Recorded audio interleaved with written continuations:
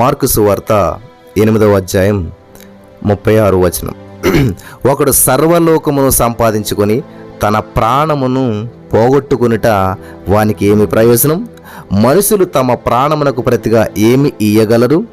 స్తోత్రం దేవా సర్వోన్నతుడా, ఈ సమయంలో నీ వాక్యాన్ని ధ్యానిస్తూ ఉండగా మాతో మాట్లాడి ప్రతి వారికి వినగల చెవి గ్రహించగలను అనుగ్రహించమని, విత్తబడిచిన వాక్యం వ్యర్థం కాకుండా ప్రతి హృదయంలో నాటబడి ఫలించి విస్తరించి నూరంతల పంట వారు అనుభవించినట్లు చేసినందుకు వందనం చెల్లిస్తూ నజరేయుడైన యేసు క్రీస్తు నామములో ప్రార్థించి నమ్మి పొందుకుని ఉన్న మా పరమ తండ్రి, ఆమేన్. ప్రియులారా, గమనించాలి, అన్నిటికీ సమకూర్చుకుంటాం మనం. మన జీవితాన్ని ముగించే సమయానికి, నిత్యరాజ్యానికి వెళ్ళే సమయానికి నీ ఏర్పాటు ఏంటి, నువ్వేమి సంపాదించుకున్నావు అనేటువంటిది ఈరోజు దేవుడు నీతో మాట్లాడుతున్నాడు. ఇది చాలా అద్భుతమైనటువంటి సన్నివేశం, చాలా జాగ్రత్తగా వినాలి. చాలా కాలం క్రితం పర్షియా దేశాన్ని ఒక రాజుగారు పరిపాలించేటువంటి వాడు. ఈ సంఘటన చాలా జాగ్రత్తగా ఉండాలి. చాలా కాలం క్రితం పర్షియా దేశాన్ని ఒక రాజుగారు పరిపాలించేటువంటి వాడు. ఆ రాజుగారు చాలా తెలివైనటువంటి వాడు. పర్షియా దేశాన్ని పరిపాలించిన రాజుగారు చాలా తెలివైనటువంటి వాడు. ఆయన ఒక విదేశకుడు ఉండేటువంటి వాడు. ఆయన దగ్గర ఒక విదేశకుడు ఉండేటువంటి వాడు. ఈ విదేశకుడు ఎల్లప్పుడూ కూడా రాజు చెంతనే ఉండేటువంటి వాడు. అతనిని నవ్విస్తూ ఆనందకరమైనటువంటి విషయాలను చెప్పి రాజును సంతోషపరుస్తూ ఉండేటువంటి వాడు. హల్లెలూయా. ఈ విదేశకుడు అప్పుడప్పుడు మాట్లాడేటువంటి మాటలు చాలా తెలివి తక్కువగా ఉండేటువంటివి. రాజు ఒక రోజు అతనికి ఏం చేశారంటే ఒక కడియం ఇచ్చి, నీకంటే పెద్ద మూర్ఖుడు కనపడినప్పుడు ఈ కడియాన్ని అతనికి తిరిగివ్వు అని ఆజ్ఞాపించాడంట. దేవునికి స్తోత్రం కలుగును గాక. వింటున్నారా ప్రియులారా? నీకంటే పెద్ద మూర్ఖుడు అంటే రాజు దృష్టిలో ఈ యొక్క విదేశకుడు ఒక మూర్ఖుడిలా కనిపించాడు. ఈ విదేశకుడు చెప్పేటువంటి మాటలు అతనికి మూర్ఖత్వంగా కనిపించాయి. నీకంటే పెద్ద మూర్ఖుడు కనబడితే ఈ కంకణం, ఈ యొక్క బంగారపు కడియం ఏదైతే ఉందో అది అతనికి అని చెప్పాడంట. సరే తీసుకున్నాడు ఆ విదేశకుడు. అది తీసుకుని ఇంటికి వెళ్ళాడు. తీసుకుని వెళ్ళిన తర్వాత చాలా సంవత్సరాలు గడిచిపోయాయి. ఈ రూపులో రాజుగారి వయసు అయిపోయింది, మరణించే సమయం వచ్చేసింది. జాగ్రత్తగా వినాలి ప్రియులారా, చాలా జాగ్రత్తగా వినాలి. ఇది చాలా ప్రాముఖ్యమైనటువంటి విషయం. ఆ రాజుగారి మరణ సమయం ఆసన్నమైపోయింది. అప్పుడు రాజుగారి కుటుంబ సభ్యులు, రాజుగారి ఆస్థానంలో ఉన్నటువంటి వారంతా కూడా, పండితులు అందరూ కూడా వచ్చారు. దేవునికి స్తోత్రం కలుగును గాక. వింటున్నారు నా ప్రియమైనటువంటి వారులారా? అందరూ వచ్చారు. సేవకులు, ఆస్థానం విదేశకుడు కూడా వచ్చాడు. అందరూ కూడా ఆయన మంచం చుట్టూ నిలబడి ఉన్నారు. హల్లెలూయా. దేవునికి స్తోత్రం కలుగును గాక. రాజు వారందరితో, నేను మీ వద్ద సెలవు తీసుకోవాలనుకుంటున్నాను, మిమ్మల్ని అందరినీ పిలిపించాను, ఇంకా నా జీవితం నేను ముగిస్తూ ఉన్నాను, నేను మిమ్మల్ని అందరినీ కూడా విడిచి వెళ్ళిపోతున్నాను. నేను ఒక పెద్ద ప్రయాణాన్ని నేను చేయబోతూ ఉన్నాను. మరణం తర్వాతే ఉంది అసలైన ప్రయాణం. నేను పెద్ద ప్రయాణానికి సిద్ధపడుతున్నాను. నేను పెద్ద ప్రయాణం చేయబోతున్నాను. మరలా ఈ ప్రదేశానికి నేను తిరిగి రాను అన్నాడంటండి ఆ రాజుగారు. పర్షియా దేశాన్ని పరిపాలించిన రాజుగారు చనిపోవడానికి సిద్ధంగా ఉంటూ చివరి మాటలు పలుకుతూ ఉన్నాడు.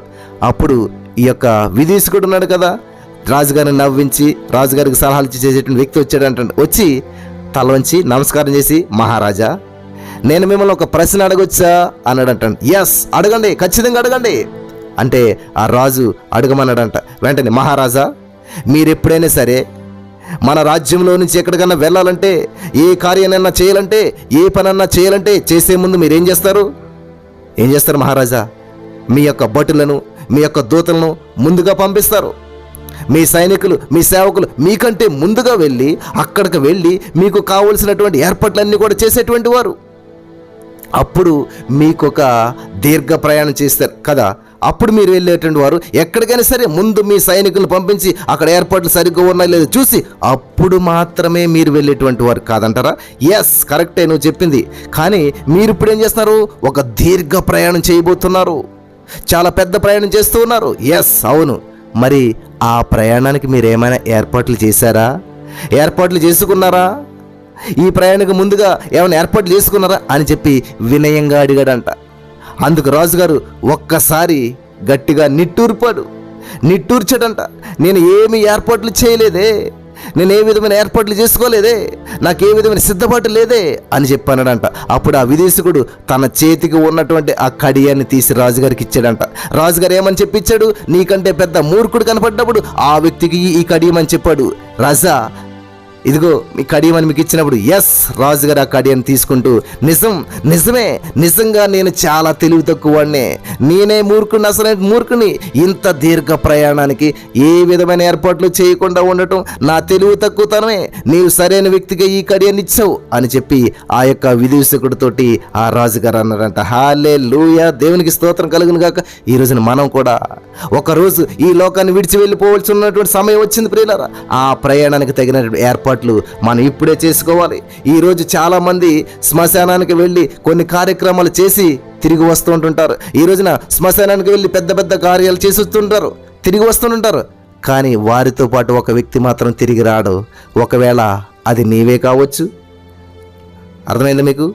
అందరూ వెళ్తారు, పెద్ద కార్యక్రమాలు చేస్తారు, ఒక వ్యక్తిని పూర్తి చేసి తిరిగి వచ్చారు. ఆ వ్యక్తి తిరిగి రాడు ఇంకా. కాబట్టి ఈ రోజున నువ్వు పరలోక రాజ్యానికి వెళ్ళడానికి ఏం ఏర్పాట్లు చేసుకున్నావు? ప్రభు సన్నిధిలో కొనసాగడానికి ఏం ఏర్పాట్లు చేసుకున్నావు? ప్రభు నామ మహిమార్థంగా నువ్వేం ఏర్పాట్లు చేసుకున్నావు? ఎప్పుడు నా ఉద్యోగం, నా కారు, నా పిల్లలు, ఇది ఏది కూడా నీతో రాదు. దేవుని నిమిత్తం నువ్వేం ఏర్పాటు చేసుకున్నావు? దేవుని సన్నిధికి నువ్వేం సిద్ధపాటు కలిగి ఉన్నావు? దేవుని కొరకు నువ్వు ఎటువంటి త్యాగం చేస్తూ ఉన్నావు? దేవుని సన్నిధిలో నువ్వు ఎంత గడుపుతున్నావు? దేవుని నామాన్ని ఎంతగా మహింపరుస్తున్నావు? దేవుని కొరకు నువ్వు ఎంతగా ప్రయాసపడుతున్నావు? ఎంతమందిని దేవుని వైపు నడిపిస్తూ ఉన్నావు? నీ జీవితం దేవుని సన్నిధిలో ఎంత ఇన్వెస్ట్మెంట్ చేస్తున్నావు? దేవునికి ఎన్ని స్తుతులు చెప్తున్నావు? దేవుని సన్నిధిలో ఎంత ప్రార్థిస్తున్నావు? దేవుని సన్నిధిలో ఎంత గడుపుతున్నావు? ఇవి నీ జీవితంలో అక్కడ ఎవరిని క్రియలు చెప్పిన వారికి ప్రతిఫలం ఇస్తానంటూ ఉన్నాడు. కాబట్టి దేవునిలో నువ్వెంత ఇన్వెస్ట్మెంట్ చేస్తున్నావు? నీ సుదీర్ఘ ప్రయాణానికి నువ్వెంత సిద్ధపాటు కలిగినావు? నువ్వెన్ని ఏర్పాట్లు చేసుకున్నావు అనేటువంటిది ఈరోజు ఒక్కరోజు ఆలోచించండి. ఈ క్షణం ఆలోచించండి.